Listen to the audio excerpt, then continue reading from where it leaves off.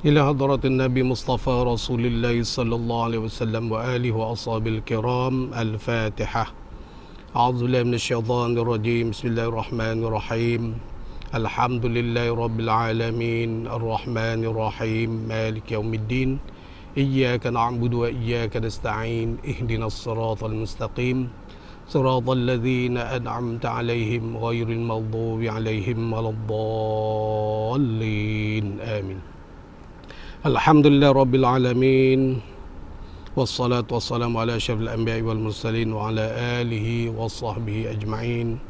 Rabbi syrah li sadri wa yassir li amri wahlul 'uqdatam min lisani yafqahu qawli. 'Allamal insana ma lam ya'lam. Allahumma faqihna fid din wa 'allimna ta'wilih. Allahumma faqihna fid din wa 'allimna ta'wilih. Allahumma faqihna fid din wa 'allimna ta'wilih.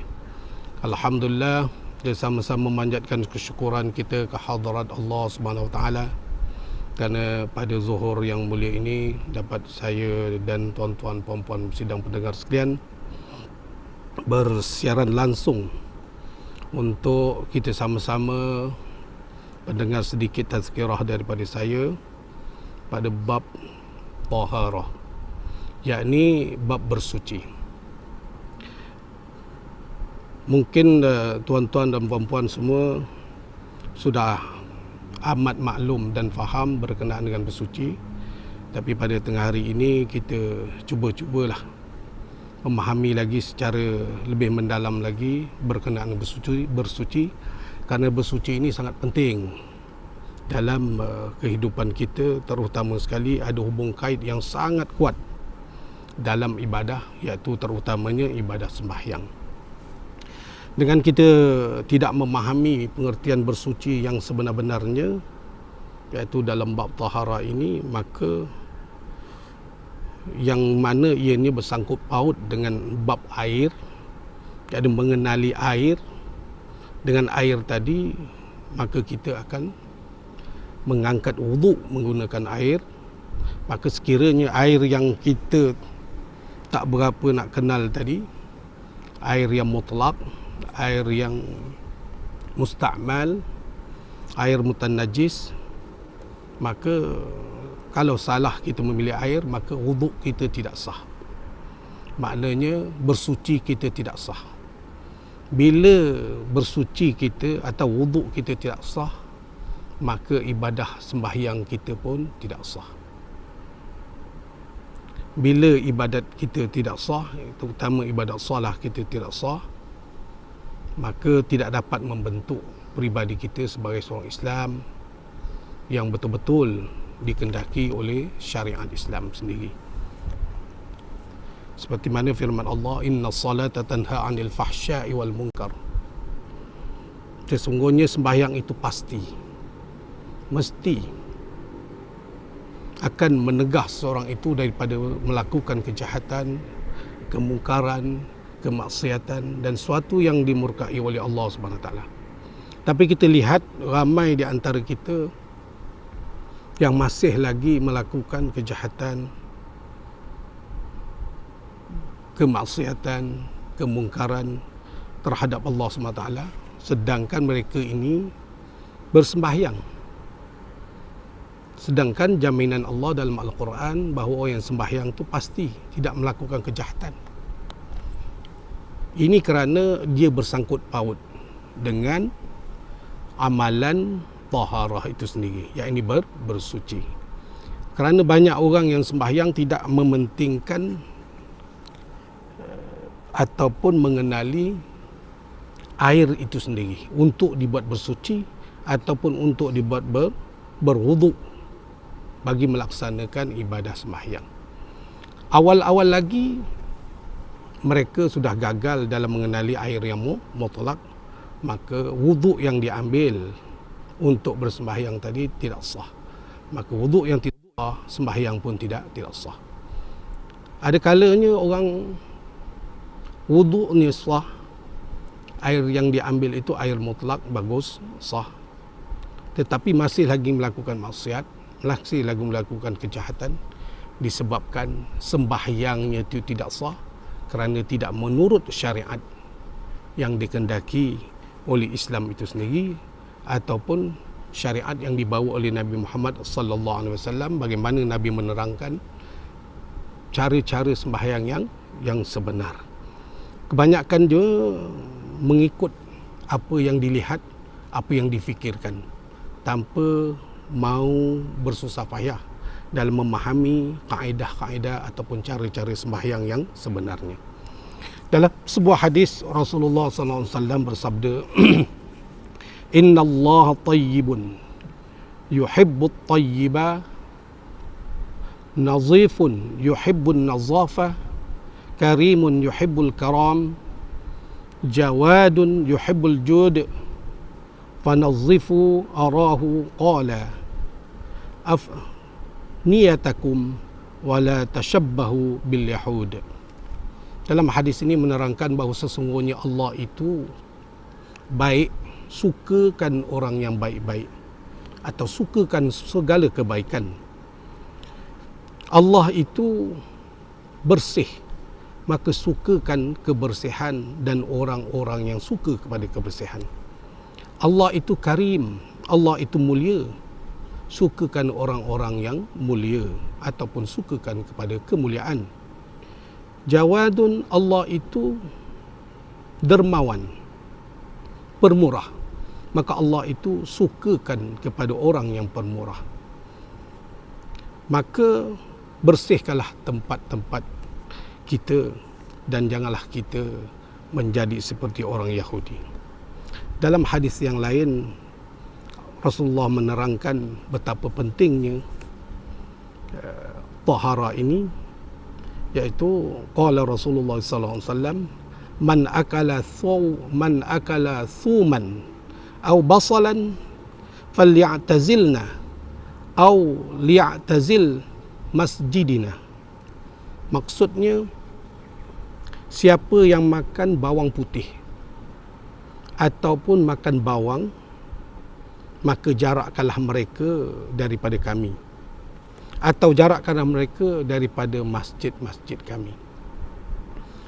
Daripada dua hadis ini menunjukkan bahawa kebersihan itu bukan hanya kebersihan segi pakaian, tubuh badan, maupun tempat tinggal kita, dan lebih-lebih lagi tempat ibadat kita. Kebersihan itu dikira juga pada bau-bau yang tidak menyenangkan, maka dianggap tidak bersih. Maka kalau kita tidak menjaga bau yang tak menyenangkan orang, kita dilarang untuk beribadat atau bersama dengan orang-orang yang bersih daripada bau.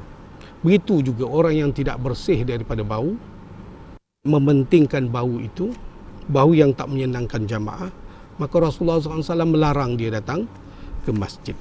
Begitulah pentingnya tahara ini, tuan-tuan dan puan-puan sidang pendengar yang dirahmati Allah sekalian.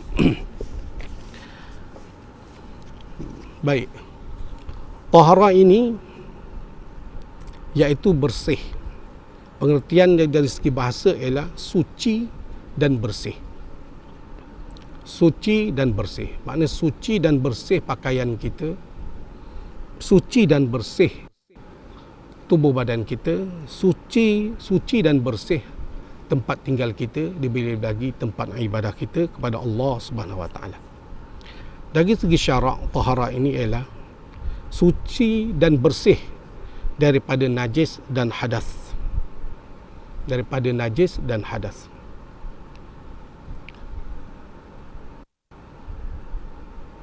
Suci dan bersih ini teramat penting dan menjadi wajib kita bersih daripada najis dan hadas apabila kita nak melaksanakan sesuatu ibadah yang memerlukan kepada tidak adanya najis ataupun hadas kecil maupun hadas besar, seperti tawaf di Masjidil Haram, di Makkahul Mukarramah, dan seperti sembahyang, di mana kedua-dua ibadat ini menuntut kita bersih dan suci daripada najis maupun hadas kecil dan hadas besar. Kerana tanpa bersih daripada hadas kecil dan hadas besar dan maupun najis, maka kedua-dua ibadah ini ditolak oleh Allah Subhanahu Wa Taala. Ada juga ibadah-ibadah yang tidak memerlukan, adapun tidak mewajibkan kita bersih daripadanya, umpamanya baju kita kotor, bernajis, ataupun kita masih berhadas tapi kita bersedekah kepada orang, kita membuat baik kepada orang, kita mengeluarkan zakat dalam keadaan kita kotor, maka ibadah kita itu diterima oleh Allah SWT. Jadi apa peri pentingnya taharah bersuci ini ialah kerana kita nak melaksanakan terutama sekali ibadah yang paling ulung, iaitu sembahyang.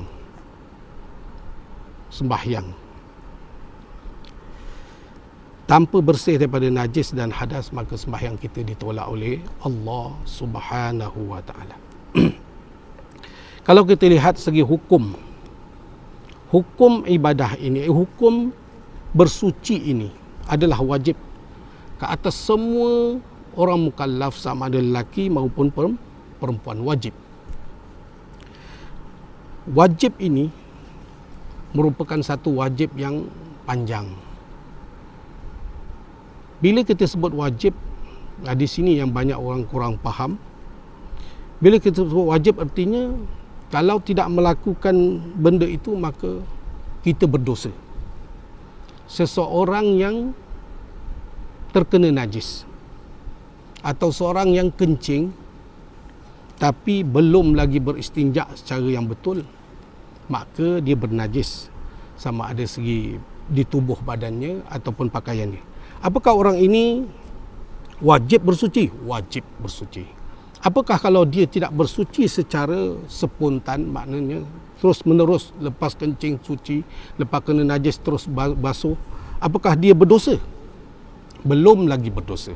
Hukumnya masih wajib, tapi belum lagi berdosa, kerana belum lagi tiba suatu ibadah yang menuntut dia mesti suci daripada najis tersebut. Umpamanya sembahyang, dia kencing, dia menjaga, katakan dia seorang gembala kambing, maka dia kencing, tidak basuh kencingnya, maka dia terus mengembala kambing, maka hukum dia bersuci tadi telah wajib, tapi belum berdosa lagi, kerana belum tiba suatu ibadah yang menuntut kepada dia bersuci daripada najis tersebut. Umpamanya bila tiba waktu zuhur, dia masih lagi belum bersuci, sedangkan dia wajib bersuci, dia masih lagi belum berdosa. Sekiranya masuk dalam waktu asar masih lagi tidak bersuci, maka dia dianggap berdosa kerana tidak bersuci daripada najis dan hadas tersebut, sebab dia telah tidak melaksanakan ibadah sembahyang zuhur. Sebab apa dia tidak dapat melaksanakan sembahyang zuhur? Kerana dia belum bersuci, maka dia menanggung dua dosa, kerana tidak bersuci daripada hadas ataupun najis dan juga tidak sembahyang zuhur.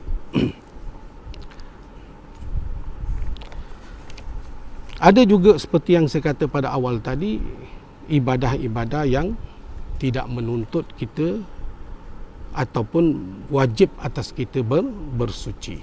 Seperti tuan-tuan terkena najis, tuan-tuan berniaga, tuan-tuan bersedekah, tolong orang, menjaga sesuatu yang tidak menuntut pada suci pada hadas, maka ini semua tidak dianggap sebagai berdosa, selagi mana belum sampai lagi kepada sesuatu ibadah yang menuntut wajibnya suci daripada najis dan hadas. Adapun syarat-syarat wajib kita ini bersuci, tuan-tuan dan puan-puan sedang pendengar sekalian. Pertamanya, Islam. Ini jarang dibahaskan oleh orang, syarat-syarat taharah itu sendiri.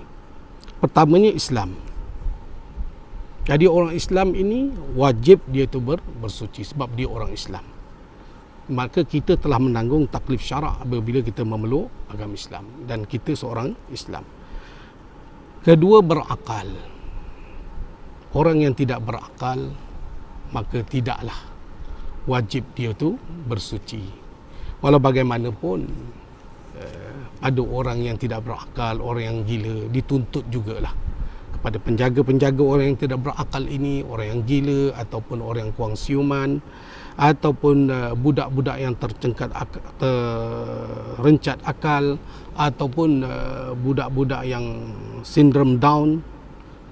Semua ini sekiranya dia tidak bersuci daripada hadas kecil, hadas besar ataupun najis, maka tidaklah berdosa.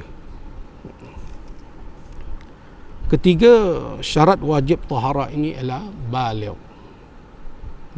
Adapun budak-budak yang belum baligh, tidaklah wajib dia bersuci, tapi tuntutan dia bersuci itu lebih baiklah, dituntut supaya dia bersuci. Kita sebagai ibu bapa atau penjaga kepada kanak-kanak yang belum baligh ini atau budak-budak yang belum baligh ini, kita dituntut mengajar anak-anak kita supaya bersuci. Anda kata tidak bersuci sekalipun, walaupun masuknya waktu salat, maka tidaklah dianggap berdosa. Kerana baligh ini adalah penentu untuk seseorang itu menanggung taklif syarak. Baligh ini juga banyak orang antara kita sidang pendengar sekalian tidak faham. Banyak orang menyangkakan baligh ini semestinya sampai usia 15 tahun. Di dalam Islam, baligh ini sama ada lelaki atau perempuan, menurut mazhab Syafi'i, ialah bermula daripada umur 9 tahun. Tapi kebanyakan budak-budak lelaki berumur 15 tahun ke atas. Tapi andai kata dia sudah bermimpi ataupun keluar air mani antara umur 9 tahun, 10 tahun, 11 tahun, 12 tahun sampai ke 15 tahun setelah keluar air maninya, maka dia dah dianggap sebagai baligh. Adapun budak perempuan pun bermula daripada 9 tahun. 9 tahun pun dianggap baligh. Masuk 9 tahun dianggap baligh. Kerana bila dia haid itu keluar 9 tahun, maka baligh seorang perempuan itu ialah 9 tahun. Kalau perempuan itu haidnya 10 tahun, 11 tahun, maka baligh seorang perempuan itu ialah 10 tahun, 9 tahun, 12 tahun ketika keluarnya baligh. Andai kata 9 tahun itu belum keluar haid, maka perempuan itu tak dianggap sebagai baligh. Tapi menurut kajian dalam pandangan Imam Mazhab Syafi'i, perempuan boleh keluar haid pada umur 9 tahun. Sebab tu 9 tahun sama ada lelaki atau perempuan adalah bermulanya haid sekiranya menepati syarat-syaratnya. Andai kata tidak menepati syarat seperti keluar air mani, keluar haid, maka umur baligh lelaki dan perempuan ialah 15 tahun. Sekiranya seorang budak perempuan yang tak keluar haid, tidak keluar haid 10, 11, 12, 13, 14, 15 pun tidak keluar haid, maka 15 tahunlah dianggap sebagai baligh bagi seorang perempuan. Kemudian antara syarat-syarat lagi, syarat wajib taharah itu ialah masuk waktunya. Seperti yang pada awal saya sebut, seorang yang menanggung najis, dia telah wajib bersuci, wajib dia bertaharah, wajib dia bersuci. Tetapi sekiranya dia lambat untuk bersuci, belum lagi berdosa. Sehingga masuk waktu sembahyang, dia masih lagi belum bersuci dan tak boleh sembahyang disebabkan tidak bersuci tadi, maka barulah dia kira berdosa, iaitu berdosa kerana tidak bersuci daripada najis. Dua-dua tidak kerana berdosa kerana tidak dapat mendirikan sembahyang lantaran daripada tidak bersuci tadi. Dan yang kelima, tidak lupa. Adapun orang yang lupa, rufi'al kalam, tidak ada taklif kepadanya, betul-betul dia lupa. Dia lupa untuk bersuci, dia lupa sampai terlupa untuk sembahyang, maka kewajipan bersuci tadi terlepas dan dianggap tidak berdosa. Kemudian orang yang wajib bersuci hendaklah dia berhenti daripada haid dan nifas. Orang perempuan yang dalam keadaan haid, dalam keadaan nifas, sekiranya tidak bersuci daripada hadas kecil, hadas besar dan juga bersuci daripada najis, maka dia tidak dianggap berdosa sehinggalah dia itu bersih daripada haid dan nifas. Dan wajib juga orang bersuci itu apabila yang keenam adanya air atau debu tanah untuk bersuci. Sekiranya kita dalam suatu keadaan yang airnya tidak ada, debu tanah pun tidak ada, sedangkan kita menanggung najis, maka tidaklah wajib dia itu bersuci. Dalam arti kata tidaklah dia berdosa. Adapun ibadah sembahyang boleh dilakukan tanpa bersuci itu tadi, kerana bersuci itu tadi tidak dianggap berdosa. La yukallifullahu nafsan illa wus'aha. Allah tidak membebankan manusia itu melainkan apa yang termampu.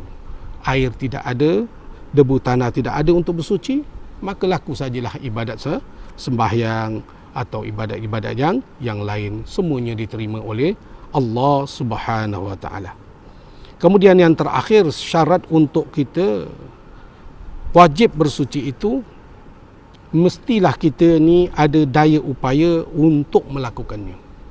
Andai kata kita tidak ada daya upaya untuk melakukannya, kita terlantar sakit, kencing kita pun bersepah, kencing kita ataupun najis berak kita kena pada baju kita, tidak ada siapa yang boleh membersihkan, tidak ada siapa yang nak menolong kita. Maka ketika itu apabila masuknya waktu sembahyang, waktu untuk kita beribadah kepada Allah Ta'ala, maka kita beradah terus. Maka najis yang kita tanggung tadi, walaupun hukumnya wajib, tapi rufi'al kalam, tidak ditulis sebagai dosa. Adapun sembahyang kita wajib teruskan.